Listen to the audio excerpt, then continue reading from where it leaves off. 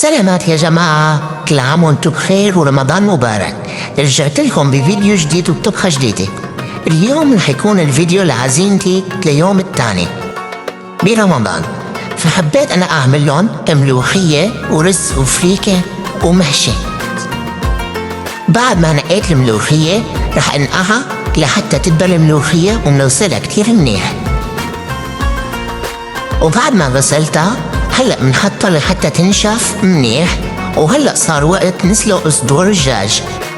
في ناس بتعملها بلحمة وفي ناس بتعملها بدجاج، خبروني انتو كيف بتعملوها. وهلأ رح اضيف لها المي لحتى نسلقها. وبعد ما حطيت صدور الدجاج على النار هلأ صار وقت نقلي الملوخية. طبعا بقليها لحتى اشوف انا ورقة الملوخية انه هي صارت مثل ما بدي، يعني تقريبا لحتى نشوف عرق الورقة تقريبا صار ذهبي. وهلأ بعد ما خلصت الكمية كاملة من التقلاية بنضيف لها من مية الدجاج لحتى تنرمر، وبهبطيها وبنحطها على النار نستنى لتستوي.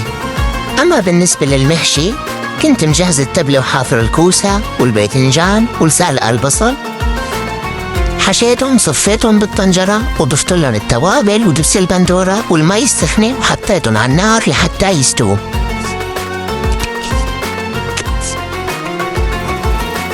وبعد ما حطيت طنجرة المحشي على النار هلأ صار وقت نضيف الدجاج فوق الملوخية ومنحركهم منيح ومنغطيهم ونتركهم على نار هادية. وهون أنا كنت مجهزة الفريكة والرز والمحشي صار جاهز، والمقبلات أنا عاملتها من قبل حسب ما شفتوا بالفيديو الماضي. وهي هي النتيجة لعزيمتي الثانية برمضان. عطوني رأيكم بالنتيجة واستنوني بفيديو جديد وخبروني انتو بالتعليقات شو عملتوا لتاني يوم رمضان. وهلا رح لكم سلام.